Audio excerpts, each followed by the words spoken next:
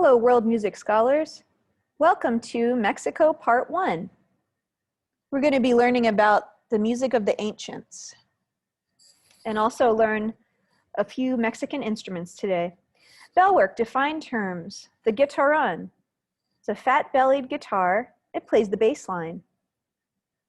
The huehue is a single-headed vertical drum in the shape of a cylinder, made out of a hollowed-out tree trunk with jaguar skin, which could be tightened or loosened to change pitch.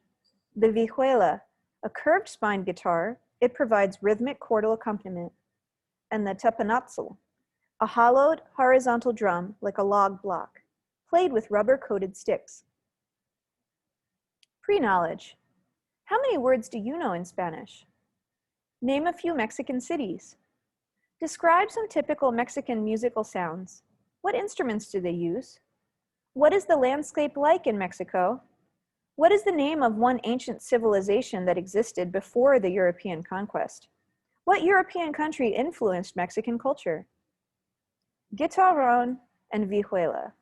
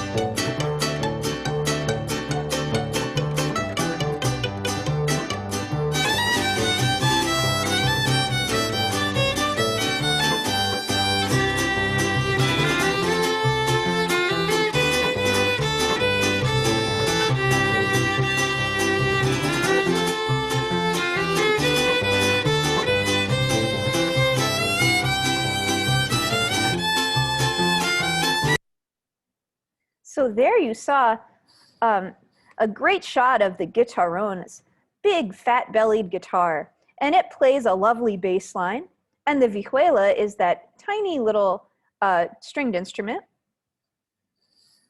Okay, the huehue drum. This is an ancient drum that was used for many different purposes, many religious ceremonies and others. So let's watch some demonstrations of the huehue drum.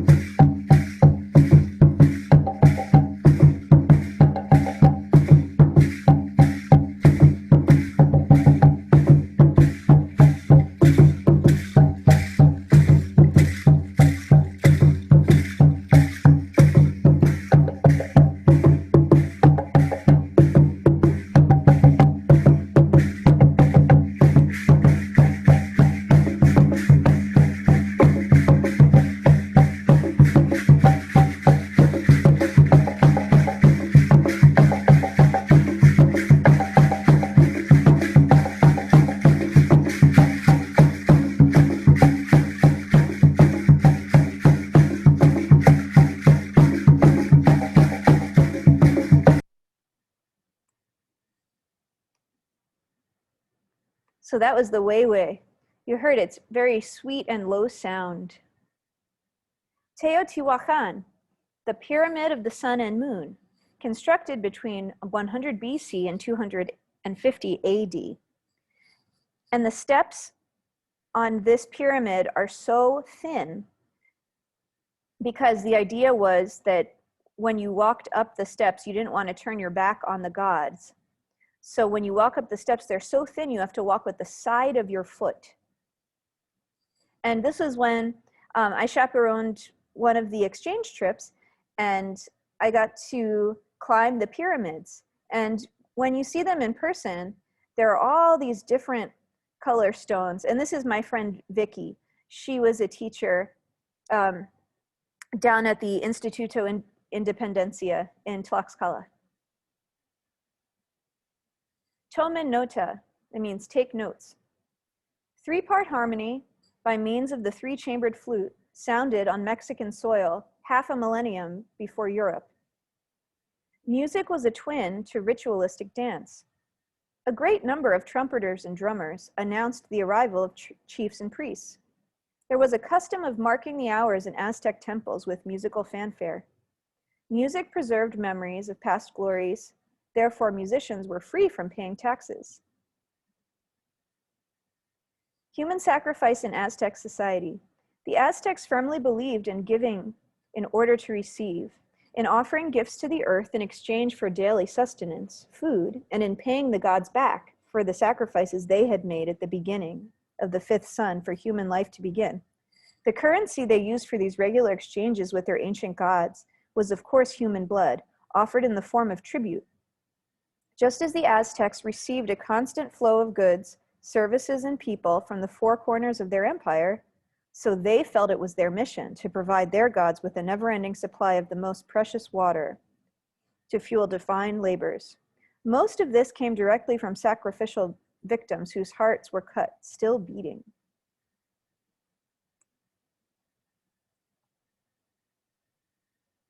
Active listening number 1, ocarina, transverse, 3 orifices, tetraphonic scale.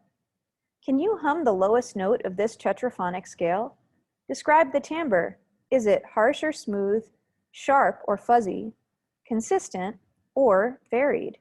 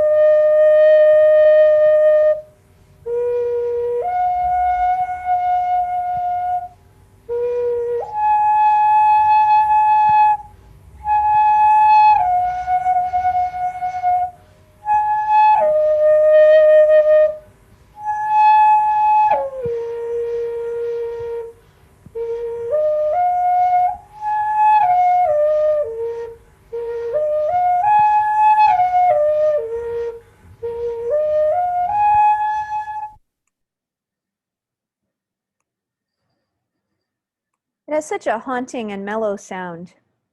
So that was the ocarina.